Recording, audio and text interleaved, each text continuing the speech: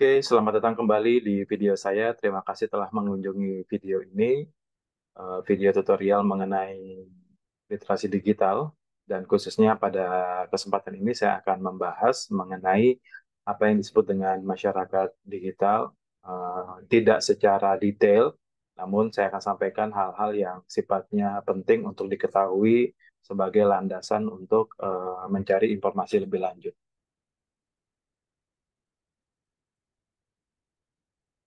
Seperti biasa kan saya menampilkan sebuah quotes yang menurut saya ini sangat eh, berkaitan erat dengan kita gitu ya. Bagaimana kondisi kita hari ini dan teknologi bagaimana sih yang ada di sekitar kita gitu.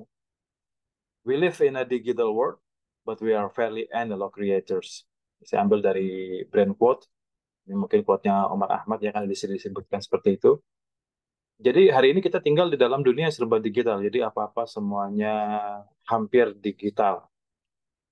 Tapi sebetulnya bagaimanapun teknologi hari ini, ya tetap kita adalah makhluk analog. Seperti itu. Jadi yang tidak akan pernah hilang sampai nanti adalah unsur-unsur manusianya, sifat manusianya. Ya karena teknologi itu memang juga dibuat oleh manusia dan sejatinya akan digunakan untuk mensejahterakan kehidupan manusia. Seperti itu. Baik, ada yang disebut dengan perubahan industri. Kalau dari pembicaraan yang sering digadang-gadang hari ini dan mungkin mulai dari beberapa tahun belakangan gitu ya, banyak yang membicarakan mengenai industri 4.0 dan 4.0 atau semacam itulah gitu ya. Dan di sini saya coba tampilkan bahwasanya eh, industri itu bergerak dari mulai berapa gitu ya, atau mulai dilakukan pengukuran itu dari indeks yang nomor berapa. Jadi kalau dilihat dari gambar ini, dari kutipan gambar yang saya ambil ini, bahwasanya ada era industri 1.0 yang ditandai dengan eh, banyaknya mesin-mesin mekanis gitu ya, dan ditandai dengan mesin uap yang waktu itu sangat menjadi trending gitu ya, mesin uap. Kemudian ada yang namanya weaving loom dan seterusnya, dan ini kalau teman-teman lihat semuanya mungkin dari artefak sejarah yang bisa dilihat dari source dari YouTube atau mungkin dari internet, ya banyak mesin-mesin besar industri itu yang menggunakan basisnya adalah basis mesin uap. Ya karena itu adalah revolusi industri untuk machinery manufaktur gitu ya. Kemudian ada yang disebut dengan industri 2.0 di mana di sini terjadi mass production gitu. Yang tadinya produk itu hanya buat secara lokal saja, memenuhi pangsa pasar yang tidak terlalu luas. Kemudian pada industri 2.0 mulai terjadi yang namanya peningkatan volume produksi. Kemudian di sini sudah mulai muncul yang namanya era electrical energy. Jadi mesin-mesin itu tidak lagi fully menggunakan mesin uap, tetapi sudah dikombinasi dengan penggunaan electrical baik di mesin besarnya maupun mesin-mesin yang sifatnya turunan dari mesin besar tersebut. Nah, kemudian bergeser lagi pada industri 3.0. Nah, industri 3.0 ini ditandai dengan komputer gitu ya sebagai alat yang sebagai sebuah teknologi atau alat gitu ya yang mengubah bagaimana cara orang bekerja pada tahun itu hingga hari ini. Nah, komputer ini memungkinkan yang namanya otomasi. Jadi memungkinkan otomasi, kemudian memungkinkan era tumbuhnya inisiatif berupa robotik dan lain sebagainya. Hingga pada akhirnya hari ini kita masuk ke dalam industri 4.0 yang ditandai dengan otomasi penuh, kemudian adanya mesin-mesin cerdas, kemudian eh, factory-factory yang cerdas. Kemudian di sini tujuannya adalah untuk memproduksi dengan efisien dan efektif gitu ya, sesuai dengan rantai bisnis yang dibuat seperti itu. Jadi kalau bisa ditandai dari teman-teman lihat dari gambar ini adalah adanya cyber physical system, kemudian IoT atau Internet of Things dan network. Ini sangat-sangat terlihat hari ini gitu ya, bagaimana eh, sebetulnya paradigmanya yang paling kelihatan adalah berkurangnya tenaga manusia di dalam industri perpabrikan gitu ya, industri dalam pabrikan dan lain sebagainya digantikan dengan robot-robot yang bisa bekerja 24 jam dengan ketelitian yang sangat tinggi dan resiko kecelakaan kerja yang sangat minim seperti itu.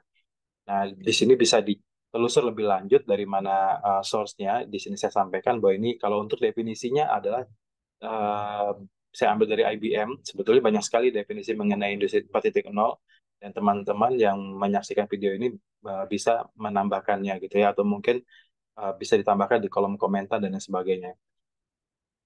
Oke, lalu bagaimana di kita hari ini Indonesia? Seperti yang bisa dilihat em, kalau di data itu banyak sekali gitu ya.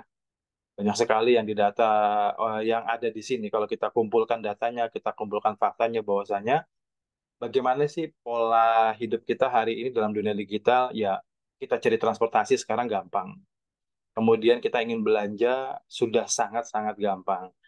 Kita tidak bawa duit fisik atau uang fisik berupa kertas, kita bisa pakai uang digital.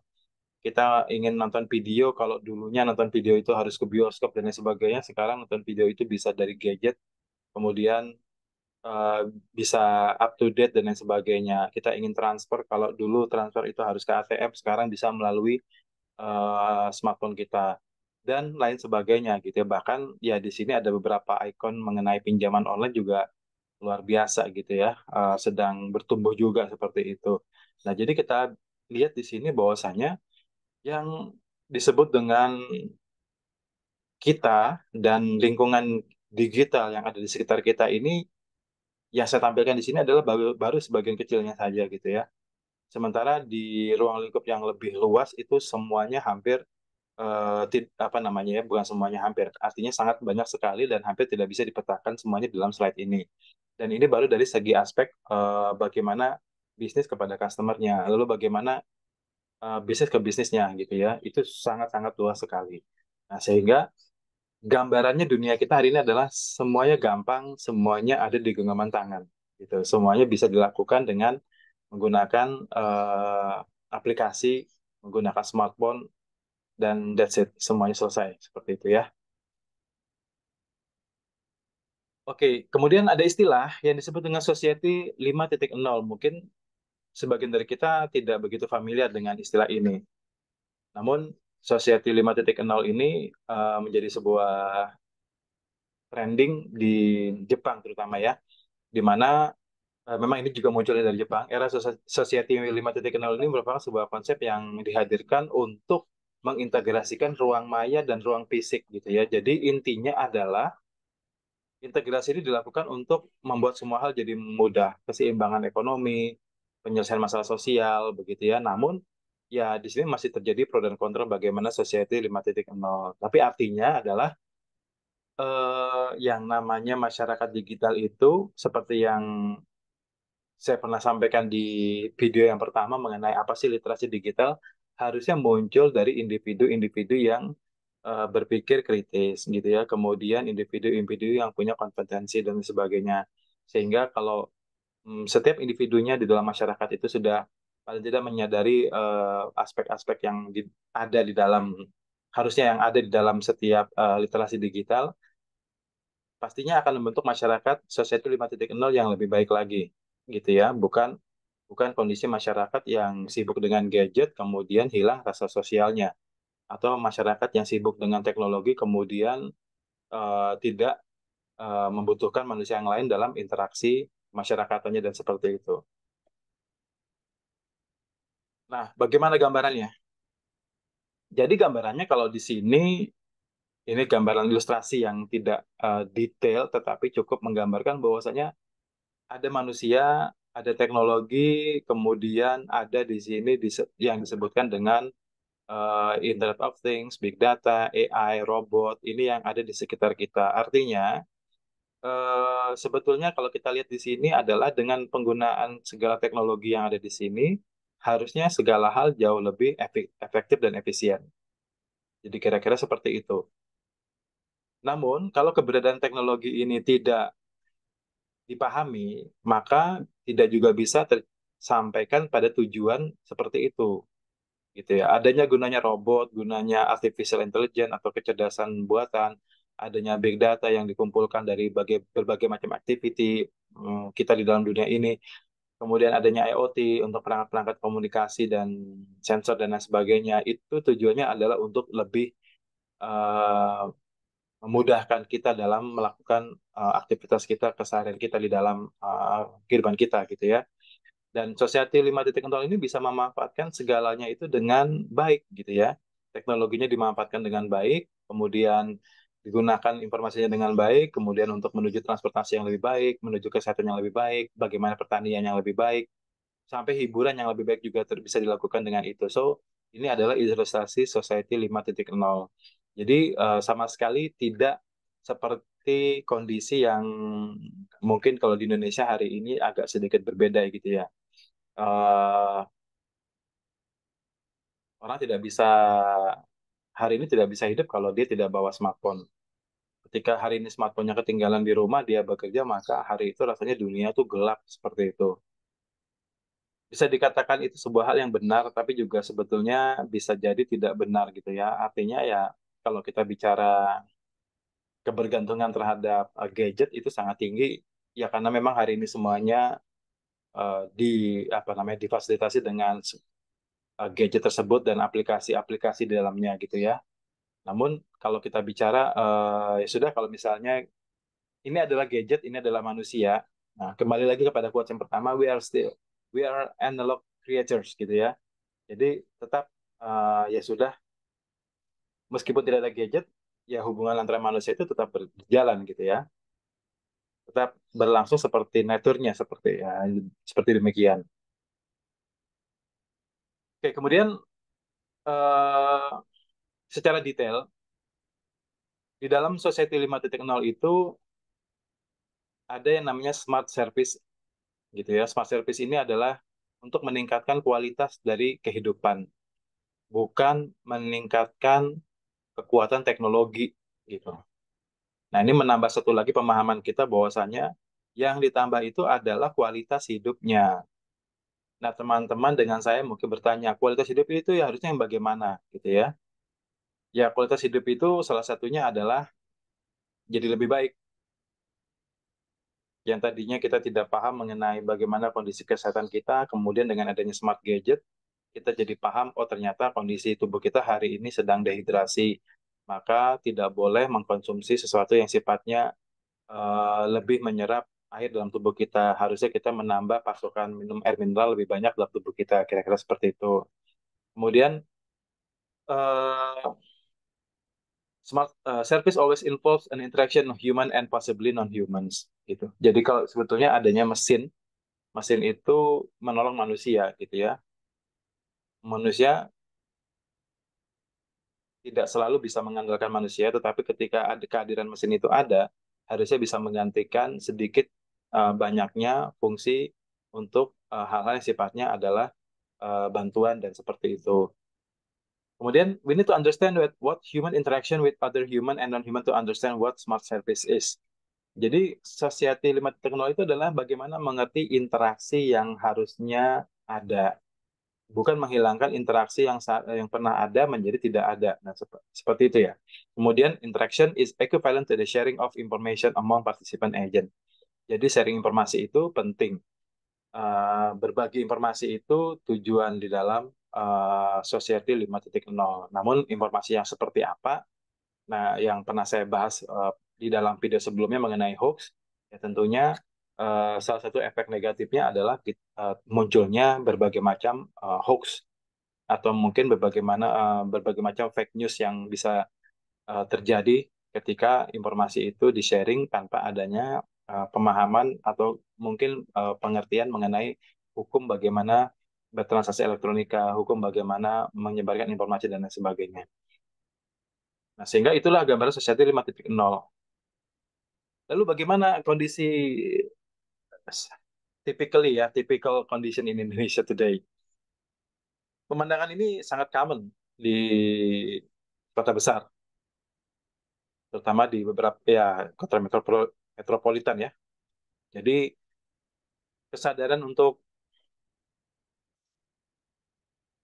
lingkungan bersih masih memprihatinkan, kesadaran untuk membuang sampah pada tempatnya juga masih memprihatinkan, bagaimana trotoar bisa digunakan untuk kenyamanan berjalan itu juga masih perlu diperhatikan.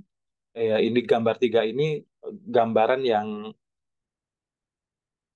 baru hanya sedikit dari ya tipikal kota besar di Indonesia.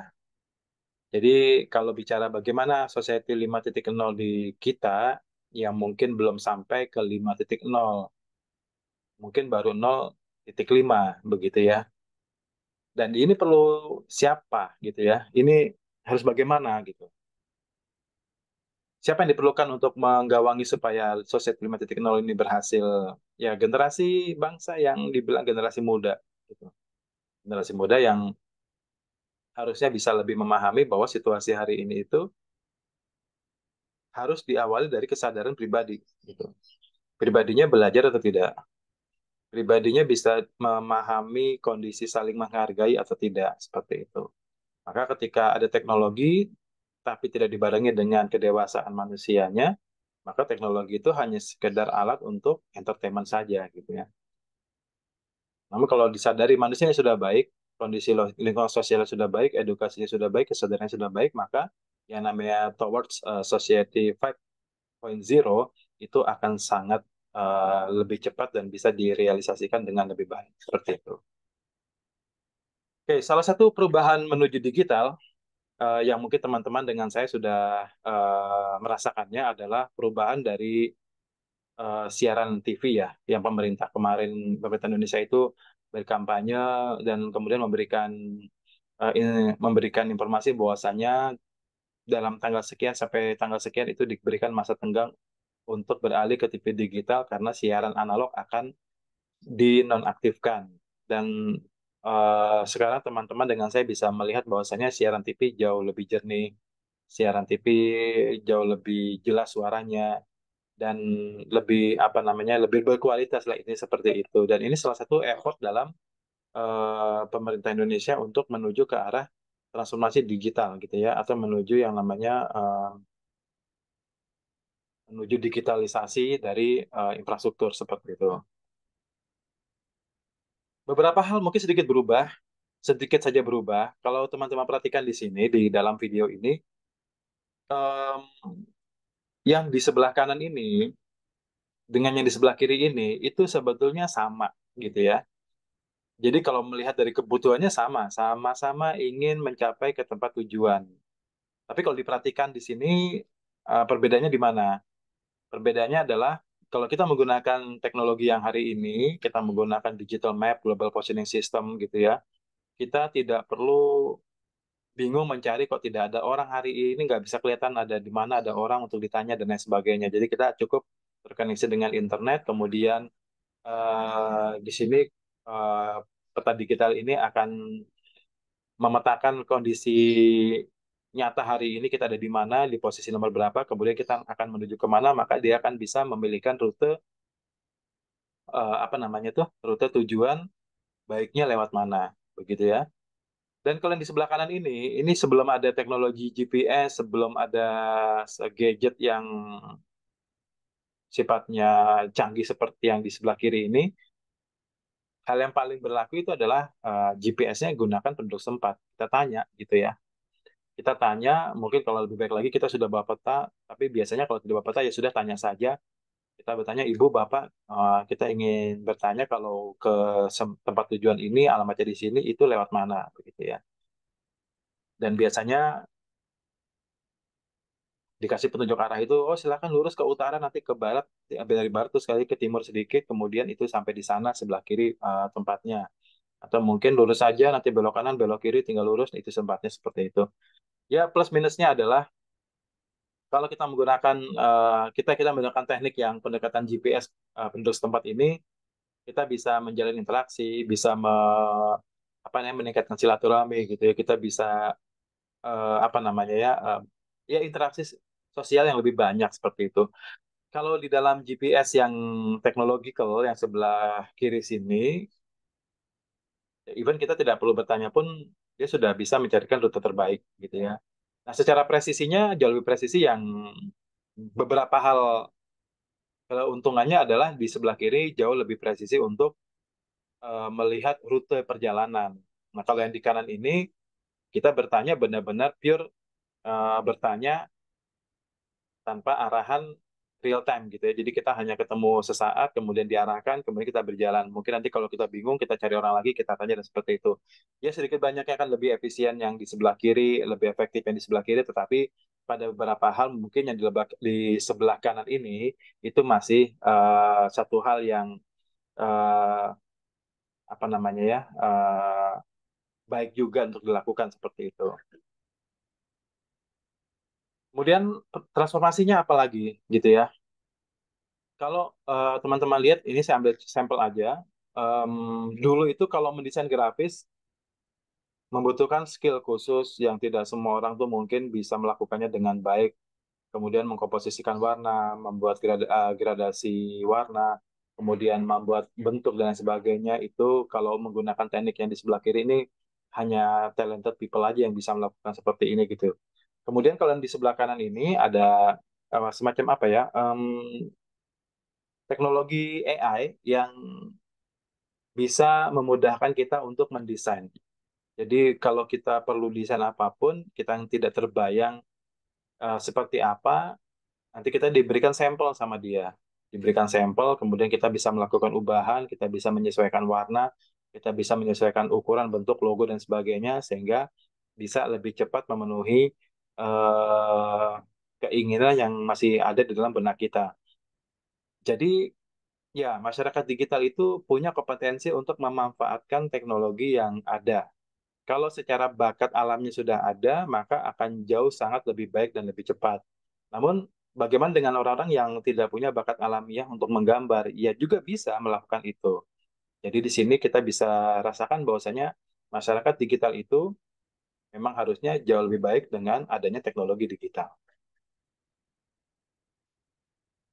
Kemudian bagaimana rencana Indonesia di dalam literasi digital untuk membentuk sebuah masyarakat digital? Yang pertama adalah muncul yang disebut dengan digital skills. Kemampuan individu untuk mengetahui, memahami, menggunakan perangkat keras dan piranti lunak teknologi informasi dan komunikasi, serta sistem operasi digital dalam kehidupan sehari-hari. Kemampuan individu. Jadi individunya itu harus punya kemampuan, gitu ya. Kemudian ada yang disebut dengan digital culture, kemampuan individu dalam membaca, menguraikan, membiasakan, memeriksa, membangun wawasan kebangsaan, nilai Pancasila, Bhinneka Tunggal Ika dalam kehidupan sehari-hari. Punya lagi kemampuan dalam membaca, menguraikan, membiasakan, memeriksa, dan membangun wawasan kebangsaan. Jadi kulturnya tetap kultur digital kebangsaan, gitu ya. Kultur digital kebangsaan yang harus dimiliki untuk dibaca, diuraikan, dibiasakan, gitu ya, diperiksa, gitu. Nah, tetap jadi tidak hilang secara jati diri kebangsaannya, cuma sekarang ditambahkan dengan digital. Kemudian digital ethics ini yang juga hal yang berat gitu. Jadi hal yang berat karena etika ini tidak semua orang, eh, mohon maaf ya, tidak semua orang itu paham seperti itu. Jadi etika berbicara, etika dalam menyadari, mencontohkan, menyesuaikan diri, merasionalkan, pertimbangkan, mengembangkan tata kelola etikanya dalam kehidupan sehari-hari, ya mungkin masih perlu belajar lah, perlu belajar, perlu terus diedukasi, bukan bukan di apa namanya ya, mengedukasi itu bukan berarti ketika melakukan salah lalu kemudian dihakimi terus kemudian diancam dan seterusnya, tidak seperti itu, cuma diajarkan untuk sadar, kemudian dicontohkan, diajarkan menyesuaikan diri, merasionalkan dan seterusnya. Itu digital ethics. Kemudian digital safety ini juga satu hal yang menjadi kerawanan gitu di dalam digital literasi, dalam digital society, bahwasanya Digital safety ini merupakan kemampuan individu untuk mengenali,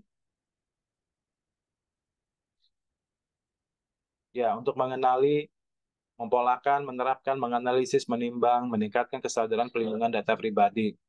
Karena banyak yang mungkin tidak menyadari bahwasanya semakin kita berinteraksi banyak dengan dunia digital, semakin banyak data kita yang tersimpan dalam dunia digital, sebetulnya kita tidak pernah tahu data kita ada di mana.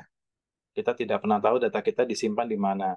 Yang kita tahu adalah kita menggunakan aplikasi, informasinya bisa kita dapat, datanya bisa kita share kemana-mana, tapi kita juga harus waspada bahwasanya yang namanya kejahatan digital itu selalu ada seperti itu. Jadi tidak bisa juga kita berpikir bahwa 100% aman seperti itu ya.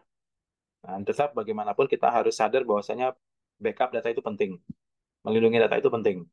Bagaimana caranya? Nah, ini yang harus diedukasi. Oke, mungkin itu saja yang bisa saya sampaikan dalam eh, materi singkat di video ini.